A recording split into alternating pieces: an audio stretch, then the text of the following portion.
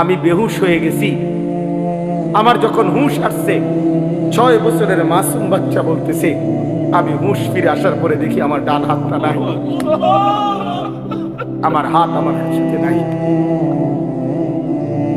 আমি আর হাত খুঁজে পাই নাই। আমার বন্ধু যদি এই রাত আর ভোর না হয়,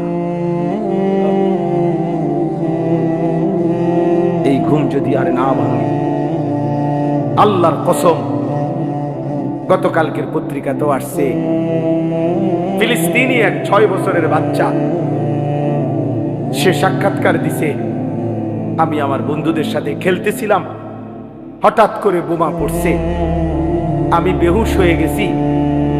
আমার যখন হুঁশ আসছে, 6 বছরের মাসুম বাচ্চা বলতেছে, আমি হুঁশ ফিরে আসার পরে দেখি আমার ডান হাতটা নাই, আমার হাত আমার সাথে নাই, আমি আর হাত খুঁজে পাই নাই। হাতের বাঁধন ছেড়ে দেওয়া যায়, কাঁধের থেকে হাত ফেলে দেওয়া যায়, কিন্তু কোমরে যদি কেউ জড়াইয়া ধরে, এখান থেকে ছুটে যাওয়া কঠিন কিনা? কথা বলেন না, অনেক কঠিন। খোদার কসম, নবী বলছে, ওয়া আনা আখিযুন বিহুজাজিকুম, উম্মত, আমি চেয়েছি আমার একটা উম্মতকে এভাবে কোমরে জড়াইয়া ধরে জাহান্নামের আগুন থেকে বাঁচাই। আমি এটা চেয়েছি, আমার এক উম্মত তবুও যেন জাহান্নাম থেকে বেঁচে যায়, জাহান্নাম থেকে বেঁচে। এজন্য নবী সাল্লাল্লাহু আলাইহি সাল্লাম দুয়ারে দুয়ারে ঘুরছেন, দাঁড়ে দাঁড়ে ঘুরছেন, কালেমার ফেরি করছেন, কালেমার ফেরি করছেন, কখনো উপরে কখনো নিচে, কখনো হাটে ঘাটে মাঠে বাজারে মেলায় তাবুতে তাবুতে, প্রত্যেক অবস্থায় পাথর মারছে তবুও কালেমার দাওয়াত দিছে, ধাক্কা দিছে তবুও নবী সাল্লাল্লাহু আলাইহি সাল্লাম কালেমার দাওয়াত দিছে। আবু জেহেল উটের পচা নারী ভুরি পিঠের উপরে চাপায় দিছে তবুও কালেমার দাওয়াত দিছে। তায়েফের পাথরের আঘাতে সারা দেহ রক্তে রঞ্জিত করে দিছে, এই রক্ত মাখা দেহ নিয়ে হাত তুলে উম্মতের জন্য বদদুয়া করে নাই, বলছে আয় মাওলা মাফ করে দেন। ওরা বুঝে নাই, ওরা বুঝে নাই, ওরা আমারে চেনে নাই। আল্লাহুম্মা গফির লিকওমি ফাইন্নাহুম লা ইয়ালামুন, আল্লাহ আমার জাতিকে মাফ করে দেন। ওরা বুঝে নাই, ওরা চিনে নাই, ওরা চিনতে পারে নাই। এইভাবে দোস্ত ছেলেরা বাবারা, নবী সাল্লাল্লাহু আলাইহি ওয়াসাল্লাম চেষ্টা করছেন। তারিখে ইবনে খাল্লিকানের মধ্যে আছে, আরবি কিতাব, নবী সাল্লাল্লাহু আলাইহি ওয়াসাল্লাম আবু জেহেলের কাছে 4000 বার কালেমার দাওয়াত দিয়েছে। 4000, 4000 শুধু আবু জেহেলকে কালেমার দাওয়াত দিয়েছে। এক ফিকির ছিল, কিভাবে আমার একটা উম্মত বাইচা থাকবে, কিভাবে আমার একটা উম্মত জাহান্নাম থেকে বাঁচবে, আল্লাহকে পেয়ে যাবে। একজনের ফিকির করছে, 10 জনের ফিকিরও করছে, কখনো একজনের কাছে, কখনো 10 জনের কাছে, আবার কখনো 1.25 লক্ষ সাহাবীর সামনে নবীজি কথা বলছে, কথা বলছে।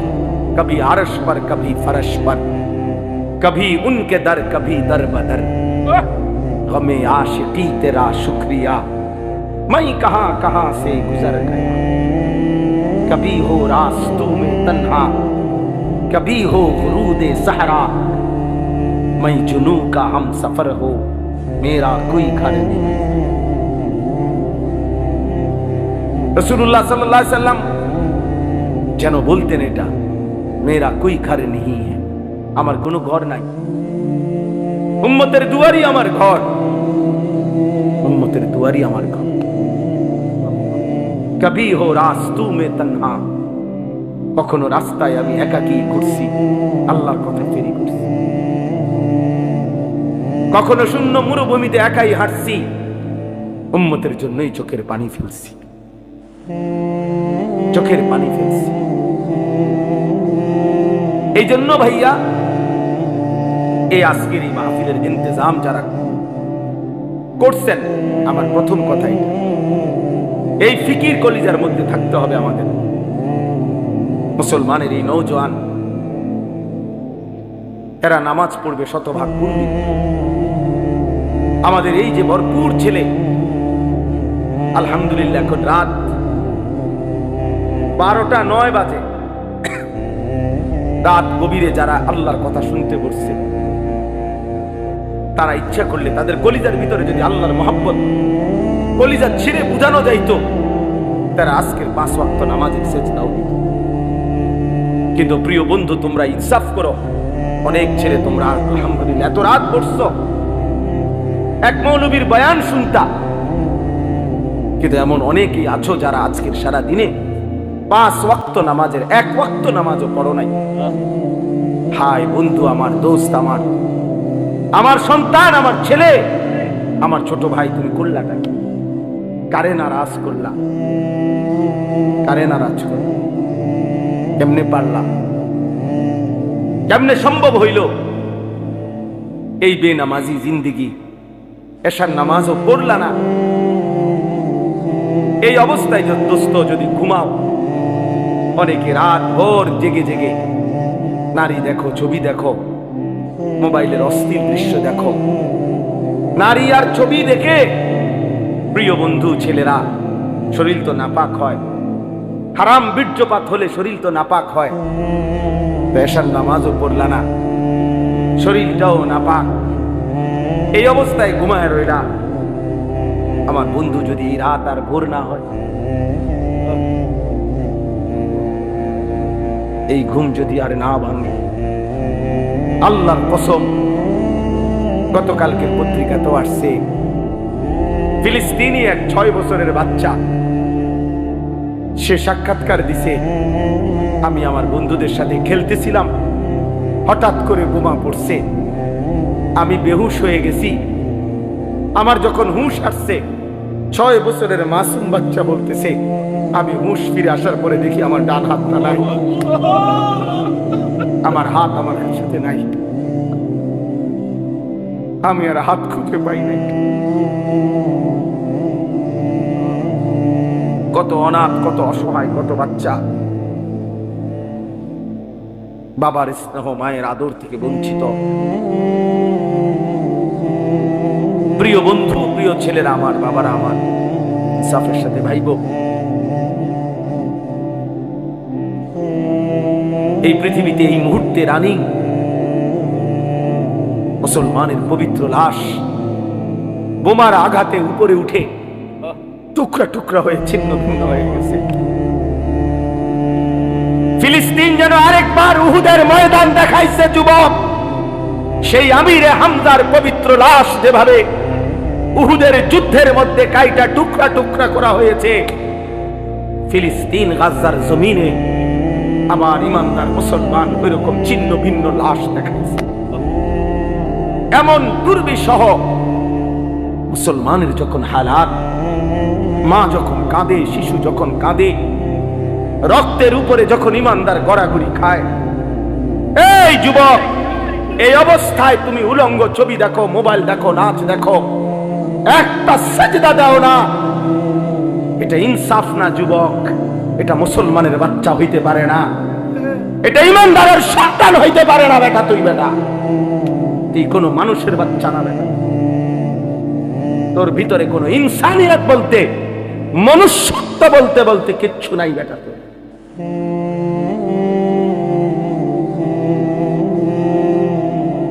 ওই জানোয়ার তোর চাইতে ভালো বেটা। তুমি মুমিনের রক্ত দেখো নাই?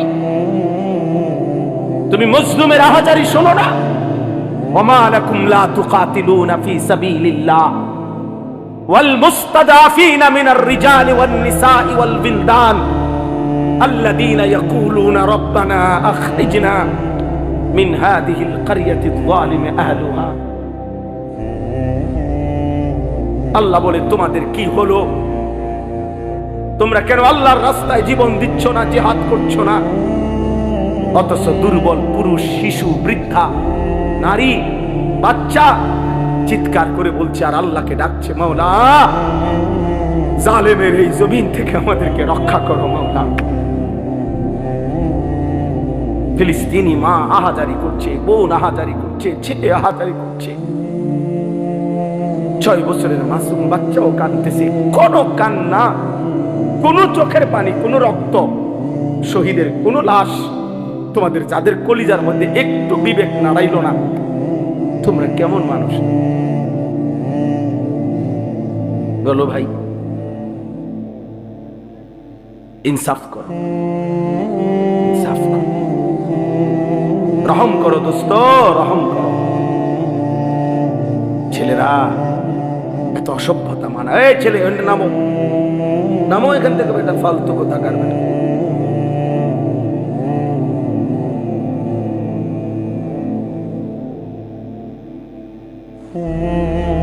বলো মিয়া, ইনসাফ করো, আমার কথা রাগ হইও না, ইনসাফ করো। মুসলমানের সন্তান এমন হওয়ার কথা ছিল, ইমানদারের সন্তান এমন হওয়ার কথা ছিল না। একজন মুসলমান, যার বাবা মুসলমান, মা মুসলমান, যার বংশ মুসলমান, যার রক্তে ইসলাম, এইভাবে আল্লাহকে ভুলে কিভাবে, এইভাবে আল্লাহকে ভুলে, এভাবে কিভাবে আল্লাহকে আমি দাঁড় করাইতে পারবো তো ভাইয়া? এখন তোমরা যারা আজকের সারাদিনে এক ওয়াক্ত নামাজ পড়ো নাই, আমি তো দাঁড় করাইতে পারবো। চেহারা দেখলে বোঝা যায় বেনামাজি। মুসলমানের সন্তান, বাপ, কার মতো চুল রাখলা বাবা? যে বেঈমান তোমার মার বোনের উপরে জুলুম করছে, যে বেঈমান তোমার ইমানদার ভাইয়ের রক্তে জমি ভাসায় দিছে, তুমি তার মতো সাজলা? মুসলমান এত নির্লজ্জ হয় কেন? ইমানদার এত আত্মমর্যাদাহীন হয় কিভাবে? মনে রাখেন, সবাই এবার বলি, বিজয় ফিলিস্তিনেরই হবে। এই 1450 বছরের ইতিহাসে কখনোই কোনো কালে সম্মুখ যুদ্ধে, মুখোমুখি লড়াইয়ে চূড়ান্ত ভাবে কোনো বেঈমান কখনোই জিতে নাই, ইমানদার কখনোই হারে নাই। এরা সেই ইহুদি ইসরায়েলের কুত্তারা, এদের ইতিহাস পরাজয়ের ইতিহাস। এরা মদিনার বনু নজির হেরে গেছে, এরা বনু কুরাইজা হেরে গেছে, এরা বনু কাইনুকা হেরে গেছে, এরা খায়বরের বেঈমান ইহুদি হেরে গেছে। এরা এই পৃথিবী বারবার দেখছে, আসমান ও জমিন বারবার সাক্ষী আছে, ইহুদি কুত্তারা কোনদিন পৃথিবীতে জিতে নাই, কোনদিন না ভাইয়া। জানো না তোমরা? আমরা ইতিহাস জানি, আলহামদুলিল্লাহ, কোনদিনও জিতে নাই, আজও জিতবে না, আজও জিতবে না ইনশাআল্লাহ। সময়ের ব্যবধান, সব জালেমের পতন একই সময়ে হয় না, একই সময়ে হয় না। কারো পতন 950 বছর পরে হইছে, কারো পতন 400 বছর পরে হইছে, কারো পতন 150 বছর পরে হইছে, কারো পতন সিরিয়ায় 48 বছর পরে হইছে, বাংলাদেশের জালেমের পতন 16 বছর পরে হইছে। অতএব এটাই সত্য, ইসরায়েলের কুত্তারাও হেরে যাবে ইনশাআল্লাহ।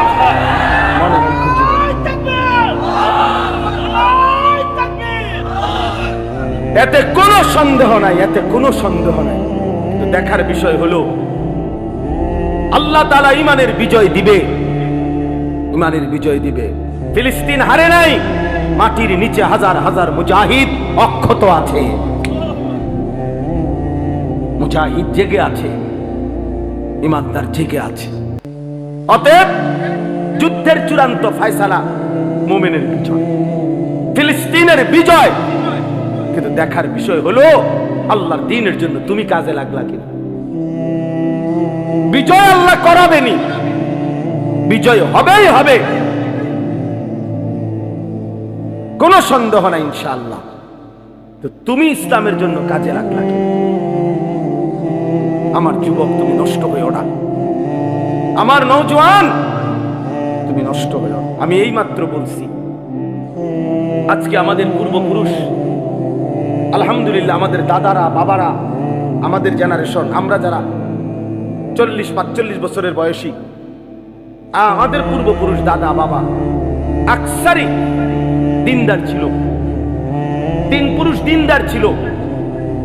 আজকে তোমরা যারা 18, 20, 25 বছর বয়সে তোমরা একটা ওয়াক্ত নামাজ পড়ো না, সারা দিন সারা রাত মোবাইল, নারী, ছবি, অস্থির দৃশ্য, উলঙ্গ নাচ গান নিয়ে ব্যস্ত আছো, তোমাদের হাতেও একটা জেনারেশন আসবে। আল্লাহ চাহে তো ইনশাআল্লাহ তোমরাও বিয়ে করবা, আল্লাহ দিলে তোমাদেরও বাচ্চা সন্তান হবে। সেদিন তোমরা বুঝবা তোমাদের এই অব্যাহত গুনাহ, অসভ্যতার, অস্থিরতার খেসারত তোমাদেরকে দিতে হবে। আমি একটা উদাহরণ বলি, শুনেন কামাল ভাই। আমাদের কুমিল্লার, আপনি তো চিনবেনই, মুরাদনগর মাদ্রাসার যিনি মুহতামিম শেখুল হাদিস আল্লামা মুফতি আমজাদ হুসাইন সাহেব, বাংলাদেশের একজন অন্যতম আলেম ওয়াইজ, উনি নিজে বলছে, এক ভদ্রলোক, ওনার ঘনিষ্ঠ, ওনার মেয়েটা আরেকটা ছেলের সাথে ভাগ্যা গেছে। ভাগ্যা যাওয়ার পরে মেয়েটার তালাশে উনি বহু তালাশ কইরা মোটামুটি সন্ধান পাইয়া আনতে পারে নাই, থানায় মামলা করছে। কসম আল্লাহর, উনি নিজে বলছে ওই মেয়েটা মেয়ের বাবার কাছে চিঠি লিখছে, একটা চিঠি পাঠাইছে। চিঠির মধ্যে মেয়ে স্পষ্ট লিখছে, আপনারা দুইজন যে কাজটা করেছিলেন অবিকল আমি তো তাই করলাম, এখন আমার বেলায় পুলিশ পাঠালেন কেন? আমার বেলায় থানায় মামলা কেন? আপনারা বাপ মা তো ভাগ্য গিয়েই বিয়ে করছেন, এখন আমার বেলায় থানায় পুলিশ পাঠালেন কেন, মামলা দিলেন কেন? ওই বাবা অঝরে কাঁদছে যে হ্যাঁ, আমার সন্তান আমার বেইজ্জতি আমার সুদ দিয়ে দিল, আমার বাপ আমারে বুঝাই দিল, ফিরাই দিল আমার সন্তান। এই জন্য প্রিয় সন্তান, মনে রাখো, আমার কাছে আরবি কিতাব আছে, ইমাম ইবনুল কাইয়িম আল জাওজি রাহমাতুল্লাহ আলাইহির কিতাব, দা ওয়াদ দাওয়া কিতাবের নাম। এই কিতাব রোগ এবং তার ঔষধ, গুনাহের ব্যাপারে, অনেক গুনার ব্যাপারে উনি আলোচনা করছেন। তো ওইখানে জিনা, ব্যভিচার, নারীর সাথে অসভ্যতা, অশ্লীলতার ব্যাপারে যে আলোচনা করছেন, ওইখানে একটা বাণী আছে, আমি দাগ দিয়ে রাখছি। ইমাম শাফিঈ রাহমাতুল্লাহ আলাইহি বলছে, বিশ্ববিখ্যাত ইমাম, 4 মাযহাবের একজন ইমাম, হানাফি শাফিঈ আমরা বলি না, এই ইমাম শাফিঈ রাহমাতুল্লাহ আলাইহির একটা বাণী, উনি বলছেন আয-যিনা কারজুন। ইমাম শাফিঈ রাহমাতুল্লাহ আলাইহি বলছে, যুবক ছেলেরা বাবা শোনো, উনি বলছে জিনা এবং ব্যভিচার এটা করজ, এটা ঋণ। ঋণ যেমন সুদ দিতে হয়, তোমার এই অসভ্যতা, ব্যভিচার তোমার ফ্যামিলির কাউকে না কাউকে দিয়ে সুদ দিতে হবে। আল্লাহর কসম, তোমার যদি বিশ্বাস না হয়, এই কিতাব আমি দেখাবো, এবং এই কিতাবের বাংলা অনুবাদও আছে। তোমার সুদ দিতে হবে, যদি তওবা না করে ফিরে না আসে, আল্লাহ যদি মাফ না করে, তাহলে এদের কি দিতে হবে? এটা ঋণ। আয-যিনা কারজুন, জিনা এবং ব্যভিচার কর্জ, ঋণ, ঋণ। অতএব দোস্ত আমার, বন্ধু আমার, প্রিয় সাথী আমার, মজলুমের দিকে আরেকবার তাকাও, ইমানদারের খণ্ড বিখণ্ড লাশের দিকে আবার তাকাও, গাজা ফিলিস্তিনের মজলুম মার দিকে আবার তাকাও, আরেকবার নিজের দিকে তাকাও। এমন মুহূর্তে একজন মুসলমান সন্তান এমন করা, নামাজ নাই, সেজদা নাই, আল্লাহ নাই, রাসূল নাই, এগুলো কার মতো তোমরা চুল রাখলা? কারে তোমাদের প্রিয় মানায় না? কার লেবাস, কার পোশাক তোমাদের পছন্দ হইল? দোস্ত আমার, কোন খেলোয়াড়ের গেঞ্জি পরলা? সে মুসলমান? আর্জেন্টিনার খেলোয়াড় মুসলমান, ব্রাজিলের খেলোয়াড় মুসলমান, তো সে তোমার পছন্দ হলো কেন? মেসি তোমার প্রিয় হবে কেন? এ তো পত্রিকা আসছে, ওর 2টা বাচ্চা হওয়ার পরে, যে মহিলার থেকে 2টা বাচ্চা হয়েছে, তার 9 বছর পরে ওই মহিলার বিয়ে করছে, 2টা বাচ্চা নেই। হ্যাঁ, এটা তো আমি নিজ চোখে দেখছি ব্যাপারে। 9 বৎসরের অবৈধ মেলামেশায় 2টা বাচ্চা হইছে। এরপরে 2 বাচ্চা লইয়া হে ওই মহিলারে বিয়ে করছে। 9 বছর পরে বাচ্চা হয়েছে, আরো 9 বছর আগে। এত বড় অসভ্য কোন মুসলমানের সন্তানের মডেল হইতে পারে? তোমার চুল তার মতো হবে কেন? সামান্য বিবেক কি থাকবে না মিয়া? বলো, হাইসো না বাপ। হাইসলে মনে রাখো তুমি প্রতিবন্ধী, মূলত তোমার তার সিরা। এই জন্য কোনো কথাই তোমার উপরে আসর করে না, কারণ মাতাল এমনই হয়। যার তার সিরা পাগল, সে সব কথাই হাসে, কারণ তার তো তার নাই। তো বিবেকের দংশন থাকা উচিত, নাই তো বিবেকের মধ্যে একটু অনুশোচনা আসা উচিত যে আমার কি করণীয় এই মুহূর্তে পৃথিবীতে। 1948 সালে ব্রিটিশ এই ফিলিস্তিন ভূখণ্ডের তাদের অধিকার ছেড়ে দিছিল। 1948 সালে ইসরায়েলের এই বেঈমানরা অবৈধভাবে তাদের এই রাষ্ট্র ঘোষণা দিয়ে সেদিন থেকে মুসলমানদের উপরে ফিলিস্তিনে জুলুম শুরু করেছে। আমার ভাই, আজকে 77 বছর। কসম, তুমি এখন ক্যালকুলেটর লাগাও, 1948 থেকে 2025, 77 বছর একটানা মজলুম ফিলিস্তিনি রক্ত দিচ্ছে, জীবন দিচ্ছে। 1947 ইংরেজিতে ব্রিটিশ যখন এই ভারতীয় উপমহাদেশ থেকে চলে যায়, তখন র্যাডক্লিফ ব্রিটিশ একজন গবেষক, সে এই দেশ মানে এই ভারতের হিন্দুস্তানের মানচিত্র আঁকিয়া দিছিল। এক অংশে হিন্দুস্তান, এক অংশে পাকিস্তান, কিন্তু কাশ্মীর সংখ্যাগরিষ্ঠ মুসলমানের একটা এলাকা, ওইটার কোনো সমাধান দিয়া যায় নাই তারা কোন অংশে। এই 47-এর পর থেকে আজকে 78 বছর এক টানা কাশ্মীরের মুসলমান কলিজার খুন দিচ্ছে, রক্ত দিচ্ছে, আজও তারা স্বাধীনতা পায় না। 78 বছর ধরে, 1947 থেকে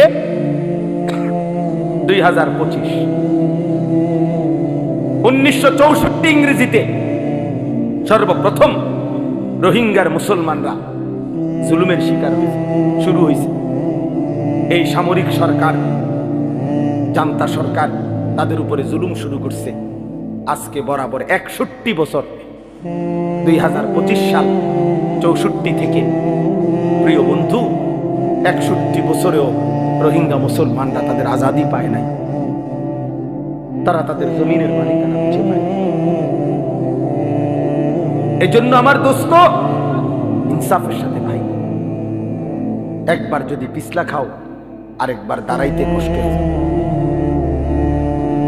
একবার যদি পাও পিছলে পড়ে যাই আরেকবার দাঁড়াইতে কষ্ট।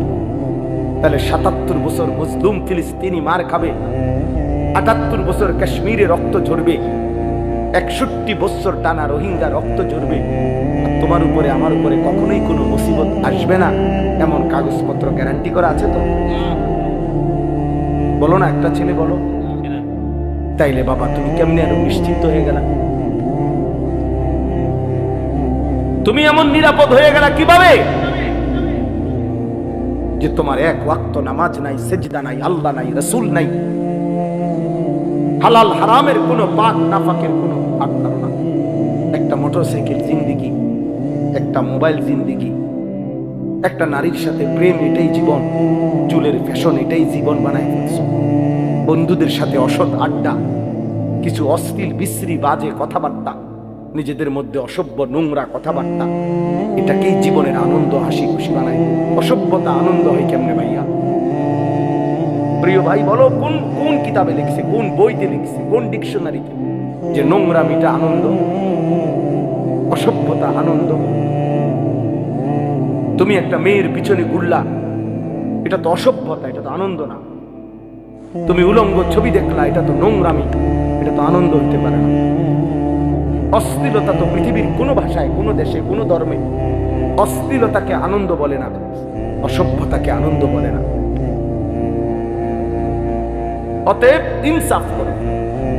মূলত দিল মরে গেছে যার, আখিরাত ভুলে গেছে যে, ইনসানের কাতার থেকে যে নিজেকে বিচ্ছিন্ন করেছে, জন্তু এবং জানোয়ারের খাতায় যে নিজের নাম দেখাইছে, অসভ্যতার, অস্থিরতা, আল্লাহকে ভুলে থাকা একমাত্র তার পক্ষে সম্ভব। এবার আমি কোরআন থেকে বলি, কোরআনুল কারীমের সূরা আরাফের মধ্যে আছে স্পষ্ট, আল্লাহ তাআলা বলেছেন ওয়াত্তাবা হাওয়াহু ফামাসালুহু কামাসালিল কালব। আল্লাহর কসম, কোরআনের আয়াত। আল্লাহ বলেন মনের ইচ্ছা মতো যে চলে, আমার মনে যা চায় আমি তাই করব।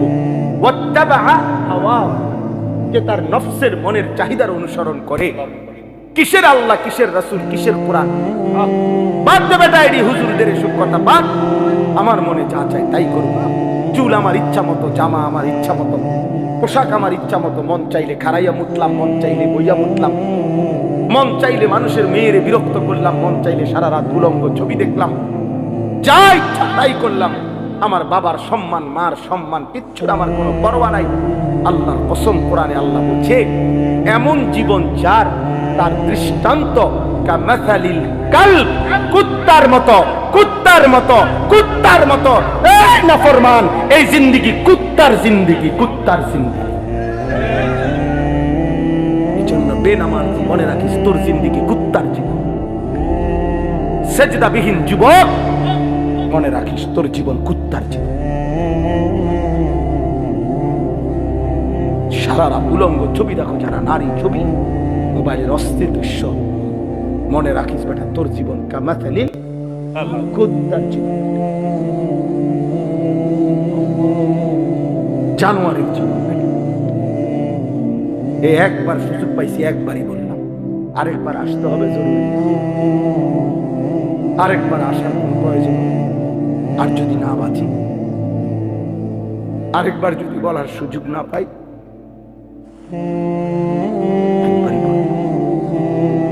প্রিয় বন্ধু ফিরে আসো। প্রিয় নওজোয়ান মুসলমানের এই বিপদে তুমি না দাঁড়াইলে কে দাঁড়াবে? আমাদের মালিককে যদি আমরা ডাক না দেই, আমাদের উপরে সাহায্য কেমনে আসবে? আমাদের মনিবের কাছে যদি আমরা কাঁদি না কাঁদি, আমাদের বিজয় আসবে কিভাবে? আমাদের প্রিয় নবী সাল্লাল্লাহু আলাইহি ওয়াসাল্লাম, এবার রাসূলুল্লাহ সাল্লাল্লাহু আলাইহি ওয়াসাল্লামের জিন্দেগি শুনেন। সবাই শুনতেছেন? ছেলেরা, বাপ তোমরা শুনতেছো? বাপ ভাবতে শিখো। যত ধমকেই দেই, যত শক্ত কথাই বললাম, দোস্ত আল্লাহর কসম আমি বুক চিরে দেখাবো আমি তোমারে ভালোবাসি। আমার জিন্দেগি ছেলেদের জন্য, নওজোয়ানের জন্য, আমার জিন্দেগি, এটা আমার সাধনা, এটা আমার মেহনত, এটা আমার ফিকির, ফিকির আমার। আল্লাহর নবী সাল্লাল্লাহু আলাইহি ওয়াসাল্লাম মাত্র 313 জন সাহাবীকে নিয়ে বদরের যুদ্ধে যখন যুদ্ধের ময়দানে দাঁড় করাইছে, 1000 কাফেরের মোকাবেলায়, হাদিসে স্পষ্ট আছে নবীজি সাল্লাল্লাহু আলাইহি সাল্লাম তখন সাহাবীদেরকে বললেন, তোমরা দাঁড়াও, যারে যেমনে দাঁড় করাইছি দাঁড়াও, তবে আমি আদেশ না দেওয়া পর্যন্ত যুদ্ধ শুরু করবা না। কথা বুঝছেন কিনা? এই কথা বলে আল্লাহর নবী সাল্লাল্লাহু আলাইহি সাল্লাম পিছনের দিকে আসছে, একটু পিছনের দিকে আসছে আর কি। আয়েশা পাহাড়ের টিলায় নিচে, পাহাড়ের চূড়ার নিচে আল্লাহর নবী সাল্লাল্লাহু আলাইহি ওয়াসাল্লাম সিজদা করছে। সিজদা দিয়ে এক টানা কাঁদতে শুরু করছে। নবী সাল্লাল্লাহু আলাইহি সাল্লাম অঝরে চোখের পানি ফেলতেছেন এই বদরের প্রান্তরে। তখন আল্লাহর নবী সাল্লাল্লাহু আলাইহি সাল্লাম বলছেন, আল্লাহ আমি আপনার কসম করে বলতেছি, ইন তুহলিক হাদিহিল ইসাবা লান তুবাদা ফিল আরদ। মাওলা, আমার সামান্য পুঁজি, আমার গত 13 বৎসর,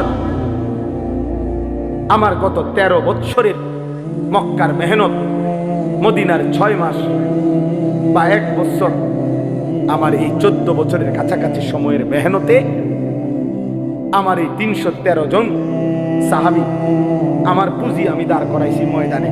এই ছোট্ট সৈন্য আমার অল্প কয়টা লোক। আজ যদি বদরের এই প্রান্তরে আপনি যদি আমার এই সামান্য বাহিনী শেষ করে দেন, এরা যদি শহীদ হয়ে যায়, তো মনে রাখেন মাওলা লান তুবাদা ফিল আরদ, আপনার জমিনে আর আপনাকে ইবাদত করার কেউ থাকবে না। আমার পুঁজি তো 313 জন, ওরা যদি শহীদ হয়ে যায় সবাই, আপনার সেজদা দিবে কে? আপনার গোলামি করবে কে? এইভাবে আল্লাহর নবী সাল্লাল্লাহু আলাইহি সাল্লাম অঝরে কাঁদতেছিলেন আর বলতেছিলেন, আহাজারি করতেছিলেন। আল্লাহ রাব্বুল আলামিন ঠিক তখন জিবরাইল পাঠাইয়া নবী সাল্লাল্লাহু আলাইহি সাল্লামকে সরাসরি জানায় দিয়েছেন, বন্ধু ফাস্তাজাবা লাহুম রাব্বুহুম, আপনার দোয়া আমি কবুল করেছি। আমি আল্লাহ আসমান থেকে এই মুহূর্তেই জিবরাইলের নেতৃত্বে 1020 ফেরেশতার কাফেলা আপনার সাহায্যে পাঠাচ্ছি। আন্নী মুমিত্তুকুম বিআলফিন মিনাল মালাইকাতি মুরদিফিন, আমি এক্ষুনি পাঠাচ্ছি। আপনার সাথে আপনার সাহাবীদের সাথে কাঁধ মিলিয়ে ফেরেশতারা যুদ্ধ করবে। বদরের যুদ্ধে আল্লাহ তাআলা মুমিনের বিজয় দান করছেন, বিজয় দান করছেন। তাহলে এই জন্য ভাইয়া, প্রিয় ভাই আমার, রাসূলুল্লাহ সাল্লাল্লাহু আলাইহি ওয়াসাল্লাম চোখের পানি ফেলছেন। আল্লাহর নবী সাল্লাল্লাহু আলাইহি ওয়াসাল্লাম, আজকে আমরা তো কমপক্ষে চোখের পানিটা তো ফেলতে পারি। এই মুহূর্তে আমরা যদি গাজা যাইতে তো চাই, যাওয়ার জন্য কসম আল্লাহর, শুধু এই মাহফিলে বলতেছি না, একাকিত্ব মালিকের কাছে 1000 বার বলছি, মালিক যদি এই জান তোমার পছন্দ হয় তো এই জান দিতে রাজি আমি, তবুও মজলুমকে বাঁচায় দাও।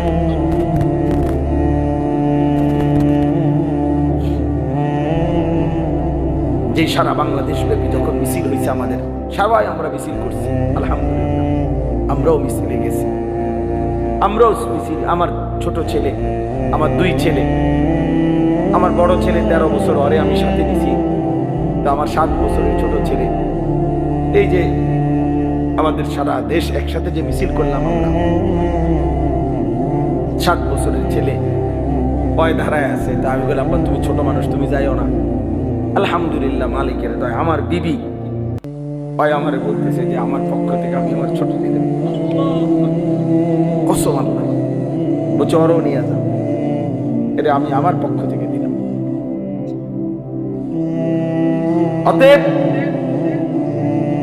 আমি এই মাত্র বলছি, রাসূলুল্লাহ সাল্লাল্লাহু আলাইহি সাল্লামের একজন মহিলা সাহাবী হযরত আয়েশা রাদিয়াল্লাহু তাআলা আনহার বড় বোন হযরত আসমা রাদিয়াল্লাহু তাআলা আনহা, ওনার ছেলে ছিলেন আব্দুল্লাহ ইবনে জুবায়ের রাদিয়াল্লাহু তাআলা আনহু, বিখ্যাত সাহাবী। সর্বশেষ উনি যখন হাজ্জাজ ইবনে ইউসুফের বিরুদ্ধে যুদ্ধ করার জন্য বের হইতেছিল, শেষবারের মতো দুশমনের মোকাবেলায় যুদ্ধে যাওয়ার সময় ওনার আম্মা এই আসমা হযরত আবু বকর সিদ্দিক রাদিয়াল্লাহু তাআলা আনহুর মেয়ে, উনি তখন 90 ঊর্ধ্ব বয়স, উনি চোখে দেখতেন না, অন্ধ হয়ে গেছিলেন। এই মহিলা আসমা আবু বকর রাদিয়াল্লাহু তাআলা আনহুর কন্যা, মানে আয়েশা রাদিয়াল্লাহু তাআলা আনহার বোন। তো আব্দুল্লাহ ইবনে জুবায়ের ওনার ছেলে, উনি যুদ্ধে যাবে, শেষবারের মতো মার কাছে আসছে বিদায় নিতে। মারে আয়েশা বলছে, মা আমার এই শেষবারের মতো দোয়া করে দাও, আমি শহীদ হওয়ার জন্য দুশমনের মোকাবেলায় যাচ্ছি।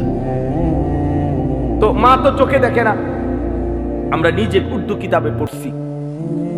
উনি কাছে আসছে, মা ওনারে কাছে আসতে কইছে, তো কাছে আসছে আর হযরতে আসমা চোখে দেখেন, আমি হাত বাড়াইছে ছেলের গায়ে দোয়া করার জন্য, হাত লাগাইয়েই হাত সরাই সাথে সাথে হযরত আব্দুল্লাহ ইবনে জুবায়ের অবাক হয়ে গেছে যে আমার মা আমার গায়ের থেকে হাত সরাই ফেললো কেন। ওনার আম্মা আসমা 90 বছরের ঊর্ধ্বে যার বয়স, মুসলিম নারী, সেই মা বলতেছে, আব্দুল্লাহ তুমি না শহীদ হওয়ার জন্য যুদ্ধে যাচ্ছ বললাম? বলছে, হ মা, শহীদ হওয়ার জন্যই তো যাচ্ছি। হযরত আসমা বলছে, তাহলে সন্তান আমার লোহার বর্ম গায়ে দিলা কেন? লোহার পোশাক গায়ে দিলা কেন? যদি বলো শহীদ হবা, তাহলে গায়ে লোহার পোশাক পরলা কেন? তুমি না বলে শহীদ হবা, খোলো এই পোশাক, আল্লাহর জন্য জান দিয়ে দাও। তো পোশাক খুলে ফেলছে উনি। এরপরে খালি জামায়, শুধু স্বাভাবিক জামা দিয়ে যুদ্ধ করে হযরত আব্দুল্লাহ ইবনে জুবায়ের শাহাদাত বরণ করছে। আরো শোনো যুবক, আমি উর্দু কিতাবে এই ঘটনাও পড়ছি। আল্লাহর নবী সাল্লাল্লাহু আলাইহি সাল্লামের একজন সাহাবী ছিল হাবিব ইবনে যায়েদ, হাবিব ওনার নাম। নবী সাল্লাল্লাহু আলাইহি সাল্লামের এই সাহাবীকে একজন মিথ্যা নবী দাবিদার, সর্বপ্রথম যে নিজেকে মিথ্যুক নবী দাবি করছিল নবী সাল্লাল্লাহু আলাইহি সাল্লামের ইন্তেকালের কয়েকদিন আগে, তার নাম হলো মুসাইলামা, মুসাইলামাতুল কাজ্জাব। তখন নবীজি তখন জীবিত, একবারে লাস্ট টাইম। এই সময় সে নিজেকে মিথ্যা নবী দাবি করছিল। এই মিথ্যুকের অনুসারী যে কয়েকজন, তারা ঘটনাচক্রে এই রাসূলুল্লাহ সাল্লাল্লাহু আলাইহি সাল্লামের মাত্র 16 থেকে 17 বছর বয়সী হাবিব ইবনে যায়েদ এই সাহাবীকে বন্দী করছে, আটকাইয়া ফেলছিল। আটকাইয়া যখন মুসাইলামা ওই মিথ্যুক ভণ্ড নবী দাবিদারের কাছে আনছে, তো ওই বেঈমান মুসাইলামা ওনার এই সাহাবী হাবিবকে, সুন্দর চেহারা 17 বছরের ছেলে, নবীজির সাহাবী, ওনাকে বলছে, হাবিব তুমি একবারের জন্য শুধু বলো আমি মুসাইলামা আল্লাহর নবী। তখন হযরত হাবিব বলছে, আল্লাহর কসম, আশহাদু আন্না মুহাম্মাদান রাসূলুল্লাহ ওয়া আনতা কাদ্দাব, আমি সাক্ষ্য দিচ্ছি মুহাম্মদ সাল্লাল্লাহু আলাইহি সাল্লাম তিনি আল্লাহর রাসূল আর তুই মিথ্যুক। কিতাবে আছে বন্ধু, এই মুসাইলামা ওনার ডান হাত কেটে ফেলে দিছে, বলছে এবার বল, বলছে লা আনতা কাযযাব বল মুহাম্মাদুর রাসূলুল্লাহ সাল্লাল্লাহু আলাইহি সাল্লাম। বাম হাত কেটে ফেলে দিছে, বলছে এবার বল, বলছে লা আনতা কাযযাব। ডান পাও কেটে ফেলে দিছে, বলছে এবার বল লা আনতা কাযযাব। বাম পাও কেটে দিছে, উনি এবারও বলছে লা আনতা কাযযাব, তুই মিথ্যাবাদী। শেষ পর্যন্ত জিহ্বা টেনে ছিঁড়ে ফেলছে, শরীরটা কাইটা টুকরা টুকরা করে, খোদার কসম বুটি বুটি পিস পিস বানায় ফেলছে, গোশতের টুকরার মতো। এরপরে হযরত হাবিব ইবনে যায়েদের পবিত্র লাশকে টুকরা টুকরা করে ছিন্ন ভিন্ন করে ফেলে দিছে। আমরা ওই কিতাবে পড়ছি, ওনার এই খবর মদিনায় আসছে যে ওনারে যে এভাবে নির্মম ভাবে শহীদ করছে। তখন ওনার মা ছিল মহিলা সাহাবী, ওনার আম্মাও মহিলা সাহাবী, উম্মে আম্মারা ওনার মায়ের নাম। এই উম্মে আম্মারা তিনি ওনার কাছে আইসা লোকেরা শুনাইছে, মা তোর ছেলে হাবিব মুসাইলামার বাহিনীর হাতে শাহাদাত বরণ করছে। কিন্তু উনারে বলছে, মা তোর ছেলের মৃত্যু বড় নির্মম মৃত্যু হয়েছে। মুসাইলামা একটা একটা করে অঙ্গ কাইটা কাইটা টুকরা টুকরা করে একেবারে পিস পিস বানায় ফেলছে। কিন্তু তোমার সন্তান একবারের জন্য মদিনার রাসূলকে অস্বীকার করে নাই, মুসাইলামাকে এক সেকেন্ডের জন্য নবী মানে নাই। বারবার তোমার সন্তান শেষ নিঃশ্বাস পর্যন্ত মদিনা ওয়ালার নাম বলে গেছে। এই তখন আমরা কিতাবে পড়ছি, ওই মহিলা, ওই সাহাবীর মা একটা চিৎকার দিয়া সবার সামনে বলছে, লিহাদাল ইয়াউম আরদাতুহু, মদিনাবাসী আল্লাহর কসম এমন একটা দিনের জন্যই আমি আমার সন্তানকে বুকের দুধ খাওয়াইছি। বুকের দুধ খাওয়াইছি। অতএব বাবা, এক মা তার পবিত্র দুধের সৌভাগ্য বলতেছে যে সন্তান আমার দুধের হক আদায় করছে, আমার বুকের দুধের হক আল্লাহর জন্য চান।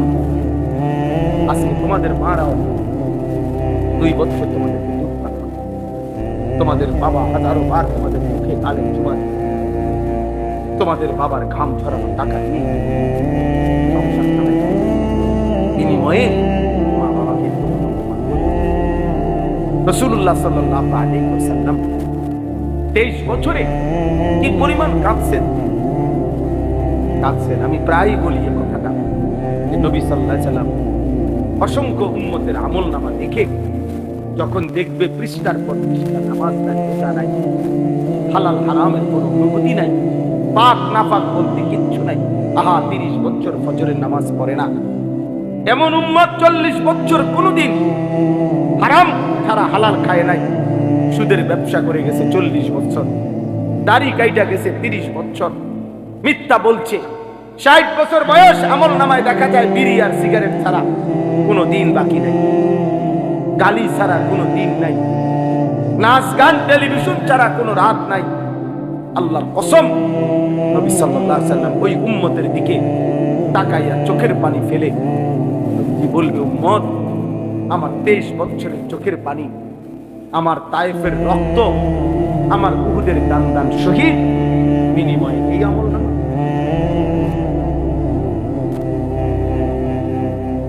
এই আমল নামা উম্মত, তুমি জানো না তায়েফে আমার এই পরিমাণ যে পাথরের আঘাতে রক্ত ঝরতে ঝরতে আমার পায়ের জুতা পায়ের সাথে জমাট বাইধা গেছে। হযরত যায়েদ বলছে রাসূলুল্লাহ সাল্লাল্লাহু আলাইহি ওয়াসাল্লামের জুতা মুবারক পায়ের সাথে জমাট বাইধা গেছে রক্তে। নবী জিজ্ঞেস করবে, উম্মত এতটা রক্ত ঝরাইলাম, উহুদের ময়দানে দান দান শহীদ করলাম, উদার কষ্টে পেটে দুইটা পাথর বাঁধলাম, সারা রাত দাঁড়িয়ে আম্মা জান আয়েশা রাদিয়াল্লাহু তাআলা আনহা নবীজির স্ত্রী বলছেন, আমার ভাই আমি শেষ করে দিচ্ছি, নবীজির স্ত্রী আম্মা জান আয়েশা রাদিয়াল্লাহু তাআলা আনহা বলছেন, আমি আমার রাসূলকে দেখছি এশার নামাজের পরে একটু পরেই তিনি দাঁড়াইছে, ফজরের নামাজের আযানের আগ পর্যন্ত এক দাঁড়ানোতে, আল্লাহর কসম উম্মতের জন্য এক দাঁড়ানোতে চোখের পানি ফেলে কাঁদছে আর দোয়া করছে, হাত্তা তাওয়াররামাত কাদামা, দুইটা পাও ফুলে ফুলে গেছে। নবী সাল্লাল্লাহু আলাইহি সাল্লাম এই আমল নামা দেখবে, দেখে বলবে, উম্মত আমার এত চোখের পানি, আমার এত কান্না, তায়েফের এত রক্ত, উহুদের দান দান শহীদ করা, পেটে পাথর বাঁধা, ক্ষুধার কষ্টের বিনিময়ে, এই বিনিময়ে যদি কোনো বাবা তার ছেলেকে বলে, মা গত 12টা বছর আমি করে জমি বিক্রি করছি, ভিটা বিক্রি করছি, আমার একটা হালের বলদ ছিল এটা বেচা ফেলছি, আমার একটা মোটরসাইকেল ছিল আমি এটা বিক্রি করে দিছি, তোর মায়ের কদ্দুর গহনা ছিল আমি সেই গহনাটাও বিক্রি করে গত 6 বছর তোর ঢাকা শহরে পড়ালেখার, ইউনিভার্সিটির পড়ালেখার যাবতীয় খরচ আমি বাপ দিছি, বিটাটা পর্যন্ত বিক্রি করে দিছি, বন্ধক দিয়ে দিছি, বিনিময়ে আজ 6 বছর পরে তুই এই কি ফলাফল আনলা, এখানে ফেল। এই বাপ কি কাঁদবে না? তখন কথা বলেন না কেন? তো নবী সাল্লাল্লাহু আলাইহি সাল্লাম তো জিজ্ঞেস করবে, উম্মত আমার 23 বছরের চোখের পানি, রক্ত, আমার ক্ষুধার কষ্টের বিনিময়ে এই তোমার চুল, এই তোমার পোশাক, এই তোমার আমল নামা, কি জবাব? হ্যাঁ কি বলে? এইখানে এই আয়াত আমি পড়ছি, এই আয়াত রাসূলুল্লাহ সাল্লাল্লাহু আলাইহি সাল্লামের জন্মেরও বহু আগে। হযরত ইব্রাহিম আলাইহিস সালাম তিনি আল্লাহর কাছে দোয়া করছেন, আল্লাহ আমি সারাটা জীবন আমি আপনার কাছে আমার ভালোবাসা মহব্বতের পরীক্ষা দিছি।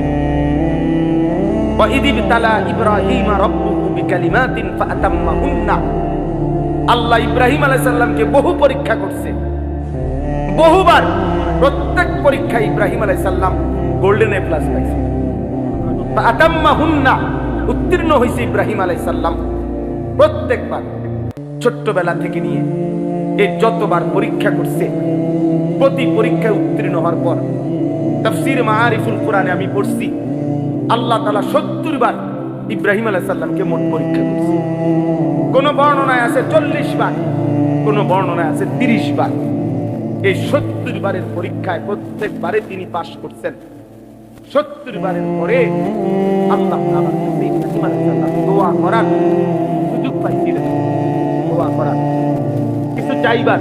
আল্লাহ ইব্রাহিম 70টা বছর তুমি 70 বার আমি তোমার পরীক্ষা করেছি, শেষ পর্যন্ত আপনি সন্তান জবাই করতে বলছিলাম, সেটা তো তুমি পাশ করছো। আমার ঘর বানাইতে বলছি, সেটা তো পাশ করছো। যাও ইব্রাহিম, এবার কিছু আমার কাছে চাও, আমি দিব তোমারে। ইব্রাহিম আলাইহিস সালাম তখন আল্লাহর কাছে বলছিলেন, আল্লাহ, আমার জীবনের এই 70টা পরীক্ষার বিনিময়ে, সারা জীবনের আপনার কাছে আমি যা পরীক্ষা দিয়ে পাশ করছি, সবগুলো ভালো ফলাফলের বিনিময়ে আমি আপনার কাছে শুধু একটা জিনিস চাই। কয়টা? একটা জিনিস। তবে মজার বিষয় হলো মাওলা, সব কিছুই আপনার কাছে আছে অনেক, আমি যেটা চাই সেটা আপনার কাছেও আছে একটা। আপনার কাছেও আছে এক পিস। আমি জানি মাওলা, আমি যেটা চাইবো এখন আমার সারা জীবনের পরীক্ষার বিনিময়ে, ওইটা আপনার কাছে আছেই একটা, আপনার কাছে আরেকটা নাই। আমি জানি, আমি ওইটাই, আপনার কলজাটা চাই। আমি আপনার ওই একটা প্রিয় ধন আমার দরকার, আমি ওইটা নিব।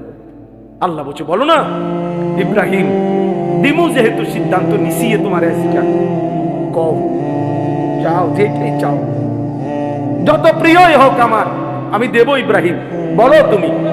ইব্রাহিম আলাইহিস সালাম তখন এটা চাইছে, রব্বানা ওয়াবআস ফীহিম রাসূলাম মিনহুম। আল্লাহ, আমার সন্তান ইসমাঈলের বংশে আমি ওই শেষ জামানার পয়গম্বর, আখিরি পয়গম্বর, নবী দু জাহান, নবী দু শাহা, নবী দু আলম, ফখরে মওজুদাত, সৈয়দুর রসুল, মুসদ্দিকুর রসুল, নবীউল আম্বিয়া, ইমামুল মুত্তাকিন, ইমামুল মুরসালিন, ইমামুল আতকিয়া, ইমামুল আম্বিয়া, ইমামুল মুরসালিন, খায়রু খালকিল্লাহ মুহাম্মদ আরবি সাল্লাল্লাহু আলাইহি সাল্লাম, আখিরি মুহাম্মদ বন্ধুকে আমি আমার সন্তানের বংশে চাই। আমি মুহাম্মদ চাই।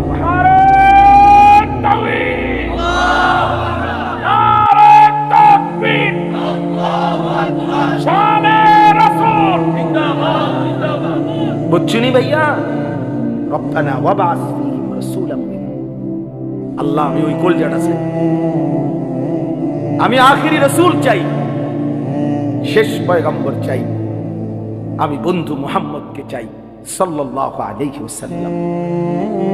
এখন নবী সাল্লাল্লাহু আলাইহি ওয়াসাল্লাম আখিরি নবী, নবী মুহাম্মদ সাল্লাল্লাহু আলাইহি ওয়াসাল্লাম মহান আল্লাহ পাকের কাছে কয়জন? একজন। হুসনে ইউসুফ দমে ঈসা, ইয়াদে বাইদা দারি, আঁচে খুবা হামা দারান, তু তন্হা দার। আল্লামা ইকবাল বলছে, হে নবী মুহাম্মদ, ১৪ লক্ষ আম্বিয়ার, সব নবী সব রাসূলের যত গুণ, যত বৈশিষ্ট্য, যত মুআজিজা, সব আলাদা আলাদা করে খুঁজে দেখছি, আপনি একা বন্ধু, আপনার মাঝে সব একসাথে খুঁজে পেয়েছি। আছে খুবা হামা দারান, তু তন্হা দার। আপনি একাই সব, আপনি একাই সব, আপনি একাই সব। এজন্য আমরা লাকাদ মান্নাল্লাহু আলাল মুমিনিনা ইয বাআসা ফীহিম রাসূলাম মিন আনফুসিহিম। আমাদের জীবনের সবচেয়ে বড় অর্জন, আমরা আখিরি রাসূল পেয়েছি। আমাদের জীবনের সবচেয়ে বড় পাওয়া বন্ধু, আমরা আখিরি নবীকে পেয়েছি। অতএব আমার শেষ কথা এটা, আল্লাহ বলছে, বন্ধু ইব্রাহিম আলাইহিস সালাম বলছে, মাওলা, আমি কেন চাই মুহাম্মদ সাল্লাল্লাহু আলাইহি সাল্লামকে আমার সন্তানের বংশে, ইয়াতলু আলাইহিম আয়াতিকা, সে আপনার কালাম তেলাওয়াত করে পরবর্তী বংশধরকে শোনাবে। ওয়া ইউআল্লিমুহুমুল কিতাবা ওয়াল হিকমা, কোরআন এবং সুন্নাহর আলোকে আপনার বান্দাদের জীবন গড়ে দিবে। ওয়া ইউযাক্কিহিম, আপনার বান্দার কলিজাটা পাক সাফ করে পবিত্র করে দিবে। সুবহানাল্লাহ। ইন্নাকা আনতাল আজিজুল হাকীম। আমি জানি মাওলা, আপনি সবটা ক্ষমতা রাখেন, আপনি মহাপ্রজ্ঞাময় শক্তিশালী। এজন্য এই আয়াত পড়ার উদ্দেশ্য হলো, এই শেষ কথা আমার, আমরা শ্রেষ্ঠতম নবীর উম্মত, আখিরি রাসূলের উম্মত। অতএব আমাদের ঈমান, আমাদের আমল, আমাদের তাকওয়া, আমাদের ইখলাস আরো বেশি হওয়া উচিত। শেষ জামানার নবী, আখিরি নবীর উম্মত হিসাবে আমাদের আত্মমর্যাদা আরো বেশি হওয়া উচিত। এজন্য প্রিয় যুবক বাবা, পর্দার আড়ালের মা বোন, এত বড় শ্রেষ্ঠতম নবী পেয়ে আমরা যদি জিন্দিগিটা এভাবে নষ্ট করে দেই, এটা উচিত না, এটা ইনসাফ না। এজন্য আমি অনুরোধ করছি, আজকে এই রাত গভীরে তোমরা যারা কিশোর নওজোয়ান এতটা কষ্ট করে এত রাত অবধি বসে রইলা, আমি তোমাদের কাছে অনুরোধ করি ভাইয়া, মাথার চুল থেকে পায়ের নখ পর্যন্ত তুমি যেহেতু সুন্দর নিজেকে সাজাইতে চাও, আমিও বলি তুমি সুন্দর হও, কিন্তু সেই সৌন্দর্য নিজেকে যেহেতু সুন্দর করতে চাও, আল্লাহর কসম প্রিয় নবী সাল্লাল্লাহু আলাইহি সাল্লামের চাইতে সুন্দর এই কায়নাতে আর কেউ হইতো না। অতএব সুন্দরী যেহেতু পছন্দ, তাহলে রাসূলুল্লাহ সাল্লাল্লাহু আলাইহি সাল্লামের সৌন্দর্য গ্রহণ করা এটাই সবচেয়ে বেশি বুদ্ধিমান এবং বিবেকবানের উচিত। কারণ প্রিয় নবী সাল্লাল্লাহু আলাইহি সাল্লাম তিনি হাসলেও সুন্দর, তিনি কাঁদলেও সুন্দর, তিনি হাঁটলেও সুন্দর, তিনি বসলেও সুন্দর। হাজারো সাহাবী নবী সাল্লাল্লাহু আলাইহি সাল্লামের সৌন্দর্যের বর্ণনা দিয়েছেন। নারীরা, পুরুষেরা, সাহাবীরা সবাই নবীজির সৌন্দর্যের প্রমাণ করছেন। 1450 বছর ধরে আপনজন দুশ্মন সবাই নবীজির জীবনী গবেষণা করছে। ইমানদারের কাছেও তিনি শ্রেষ্ঠ, পৃথিবীর সমস্ত কাফের বেঈমানের কাছেও আল্লাহ রাসূল সাল্লাল্লাহু আলাইহি সাল্লাম শ্রেষ্ঠ। তাহলে তিনি বন্ধুর কাছেও শ্রেষ্ঠ, তিনি দুশ্মনের কাছেও শ্রেষ্ঠ। আমাদের নবীর চাইতে শ্রেষ্ঠ কোন দিক থেকে এই পৃথিবীর কোন বেঈমানও কাউকে এই পর্যন্ত প্রমাণ করতে পারে নাই। তাইলে শ্রেষ্ঠতম রাসূল আমার থাকতে তুমি বেঈমানের মতো সাজবা কেন? কেন তুমি সুন্নাত ছেড়ে দিবা? কেন তুমি আল্লাহ রাসূল সাল্লাল্লাহু আলাইহি সাল্লামকে ছেড়ে দিবা? অতএব একটা যুবক যদি বোঝো, আমি তোমার জন্য বললাম, আমি একজনের জন্য বললাম, আল্লাহ তাআলা আমাদের প্রত্যেককে কবুল করে নেন। ছেলেরা, বাবা, আল্লাহর ওয়াস্তে বাপ, তোমরা আখলাক সুন্দর করো, তোমরা তোমাদের এই চুল স্বাভাবিক বানাও, তোমরা দয়া করে আল্লাহর ওয়াস্তে বন্ধু এই চুল চারিদিকে সমান করে কাটো। এগুলা দাজ্জালের চুল। এই দাজ্জাল ইহুদিদের খোদা, এখানে পরিষ্কার হাদিসে আছে ভাইয়া, ইহুদিরা যাকে খোদা মনে করে সে দাজ্জাল। দাজ্জাল আর আল্লাহ রাসূল সাল্লাল্লাহু আলাইহি সাল্লাম বলছে দাজ্জালের চুল হবে এলোমেলো, একেবারে বিশুদ্ধ হাদিস। স্বাভাবিকতার পরিপন্থী যত চুল এগুলা দাজ্জালের চুল। খোদার কসম, রব্বে কাবার কসম, এই মসজিদের ঘরের মালিকের কসম, আল্লাহ রাসূল সাল্লাল্লাহু আলাইহি সাল্লাম বলছে দাজ্জালের চুল হবে স্বাভাবিকতার পরিপন্থী। এজন্য এই চুল রাখো না, এই চুল রাখো না, তুমি দুশ্মনের খপ্পরে পড়ে যাবে। দয়া করে ফিরে আসো, নামাজ পড়ো, 5 ওয়াক্ত নামাজ, ফজরের নামাজ পড়ার চেষ্টা করো। ইনশাআল্লাহ তোমাদের হাতেই আগামী দিনের ইসলামের বিজয় হবে। হ্যাঁ হ্যাঁ, যেই যুবকের হাতে যদি, নওজোয়ানের হাতে যদি জালেম ভাগতে পারে, নওজোয়ানের হাতে কালেমার পতাকা উড়বে ইনশাআল্লাহ। বাংলাদেশেও ইসলামের পতাকা উড়বেই ইনশাআল্লাহ। এজন্য আমি উদাত্ত আহ্বান জানিয়ে আজকের এই সুন্দর আয়োজন শেষ করলাম। আল্লাহ তাআলা আমাদের সকলকে ঈমান, আমল, তাকওয়া, রাসূলুল্লাহ সাল্লাল্লাহু আলাইহি ওয়াসাল্লামের সুন্নাতের মুহাব্বত দান করেন। আমিন। সুবহানাল্লাহি ওয়া বিহামদিহি।